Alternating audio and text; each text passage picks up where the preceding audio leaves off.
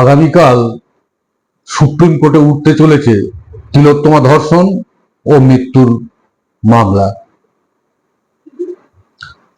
তো আগামীকালই সিবিআই কে status report জমা দিতে হবে। এখন দেখার বিষয় সিবিআই কি রিপোর্ট দেয়। বিশ্বস্ত সূত্রে জানতে পারা যাচ্ছে যে একটি গবেষণা পত্রকে কেন্দ্র করেই পরিকল্পিতভাবে তিলোত্তমাকে হত্যা করা হয়েছে। এখন আমাদের জানতে হবে গবেষণা পত্রটি কি। এমডি পড়াশোনা করেছেন এরকম কয়েকজন ডাক্তারবাবুর সাথে আলোচনা করে জানতে পারলাম এমডি হলো 3 বছরের কোর্স। এমডি করতে গেলে যে কোনো একটা রোগের বিষয়ে এবং মানুষের শরীরের অঙ্গ প্রত্যঙ্গ নিয়ে তাকে একটা গবেষণা করতে হয়।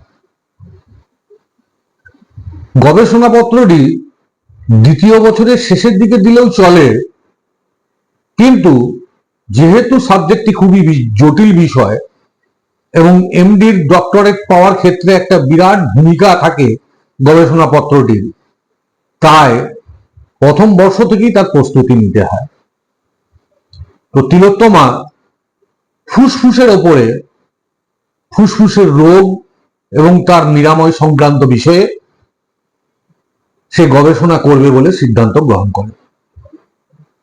সিদ্ধান্ত নেওয়ার পর এথিক্স কমিটিকে জানায়। এথিক্স কমিটি সেটির অনুমোদন দেয়। অনুমোদন দেওয়ার পরে তিলোত্তমা শুরু করে তার গবেষণার কাজ। বিভিন্ন ফুসফুস সংক্রান্ত রোগী দেখে তার পুঙ্খানুপুঙ্খানু গবেষণা করে পরীক্ষা নিরীক্ষা করে সে থিওরি পেপার লিখতে শুরু করে। মাঝপথে যখন তিলোত্তমা তার এই গবেষণাপত্রটি ক্লাসে দেখাতে আসে, তখন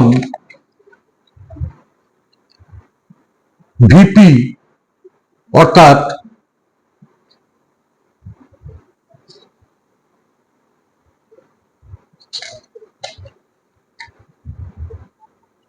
ভিজিটিং প্রফেসর তিলোত্তমা গবেষণাপত্রটি দেখে তার কাছ থেকে নিয়ে নেয়। নিয়ে সে তিলোত্তমাকে বলে একজন ছাত্রের নাম করে যে সেই ছাত্রকে আমি এই গবেষণাপত্রটা দেবো, সে এই বিষয়ে খুব কাঁচা, তুমি অন্য কোনো বিষয়ের ওপর একটা গবেষণা করো। তো তিলোত্তমা মেয়েটি ছিল খুবই ব্রিলিয়েন্ট, তার পক্ষে নতুন করে আর একটা গবেষণা করা খুব কঠিন কাজ ছিল না। তাই স্পুটিংলি নিয়ে তিলোত্তমা বলে যে ঠিক আছে, আমার কোনো অসুবিধা নেই।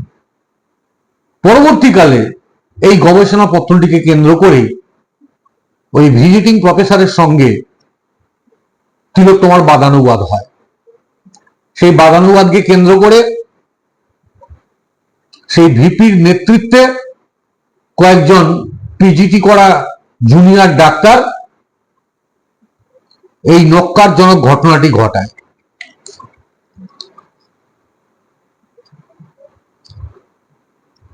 তারা একটা নিখুঁত পরিকল্পনা করে তিলোত্তমাকে খুন করে এবং তার মোড় ঘুরানোর জন্য ধর্ষণও যুক্ত করা হয়। এখন বিশেষ সূত্রে এই খবরগুলি আমাদের কাছে উঠে আসছে। স্বভাবত কারণেই মনে করা হচ্ছে এই ভিপি সহ বেশ কয়েকজন জুনিয়র ডাক্তারের নাম সিবিআই এর খাম বন্ধ করা তালিকাতে থাকবে এবং যেটি আমাদের মাননীয় সুপ্রিম কোর্টের প্রধান বিচারপতি চন্দ্রচূড়ের হাতে সিবিআই তুলে দেবে। তাই আগামীকালের দিকে আমাদের তাকিয়ে থাকতে হচ্ছে যে সুপ্রিম কোর্ট কি রায় দেয় এবং সিবিআই কি কি রিপোর্ট লিপিবদ্ধ করে সুপ্রিম কোর্টে জমা দেন, সেদিকে আমাদের তাকিয়ে থাকতে হবে।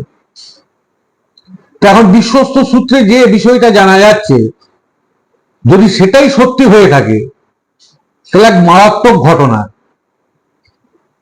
বন্ধুগণ, আপনারা দেখুন, তিলোত্তমার মৃত্যু শুধু একটু মৃত্যু নয়, তিলোত্তমা আমাদের নাড়িয়ে দিয়ে গেছে।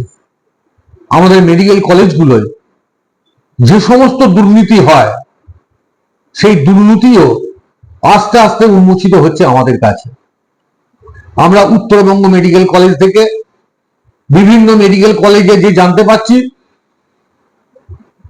পয়সার বিনিময়ে ছাত্রদের নম্বর বাড়িয়ে দেওয়া হয়।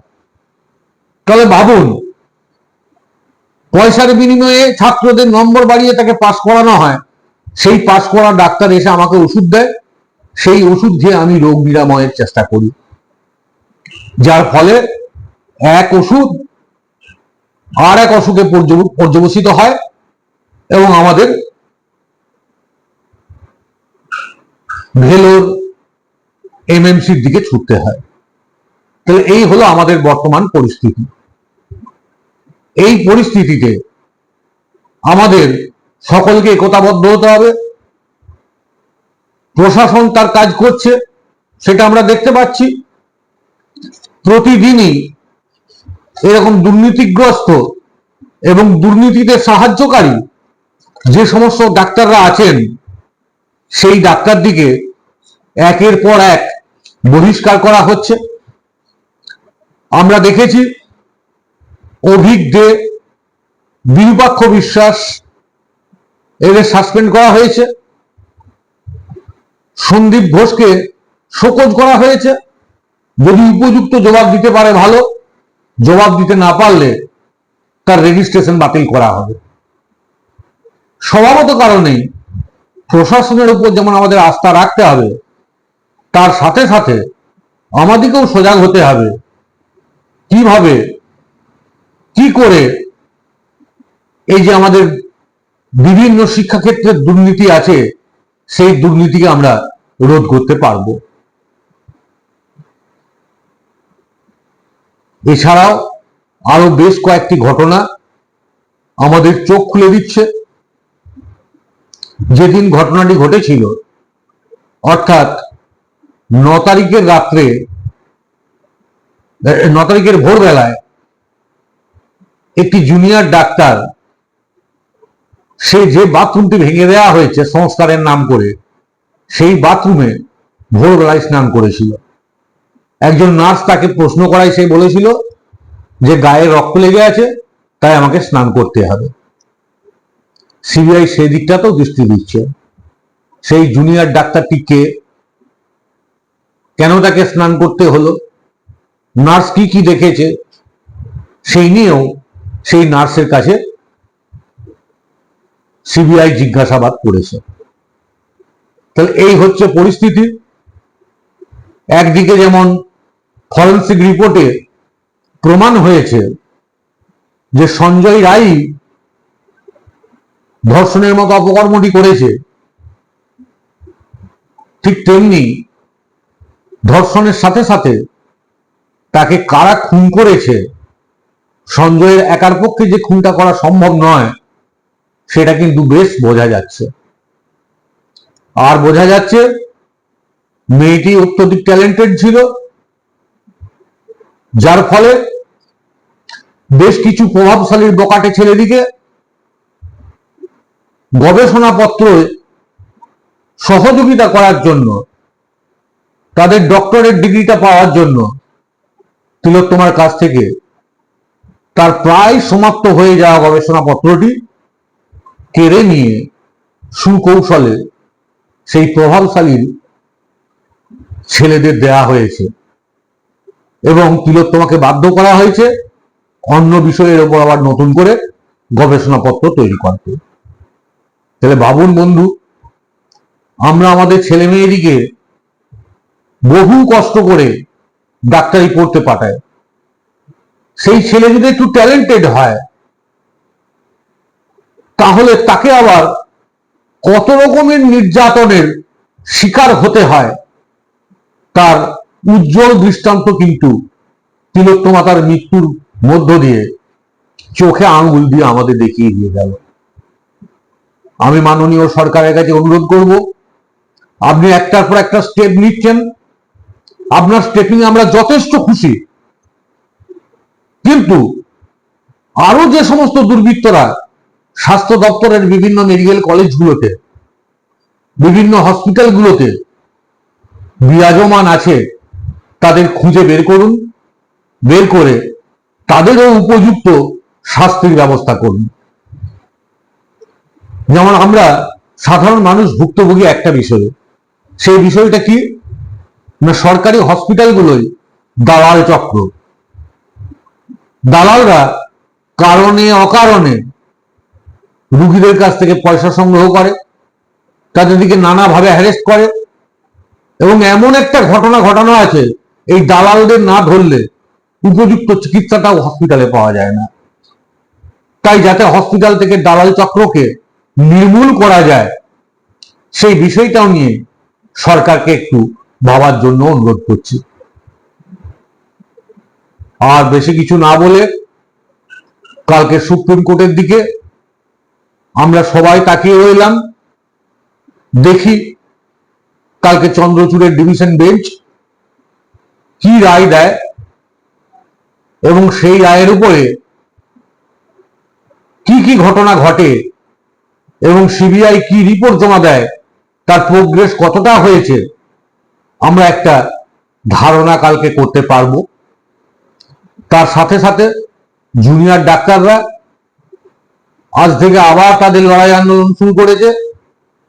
আজকে রাত জাগা কর্মসূচি আছে, কালকেও বিভিন্ন কর্মসূচি আছে, তারা নতুন করে আরো কর্মসূচি ঘোষণা করবে, সেগুলো আমরা বিভিন্ন সংবাদ মাধ্যমে জানতে পারছি।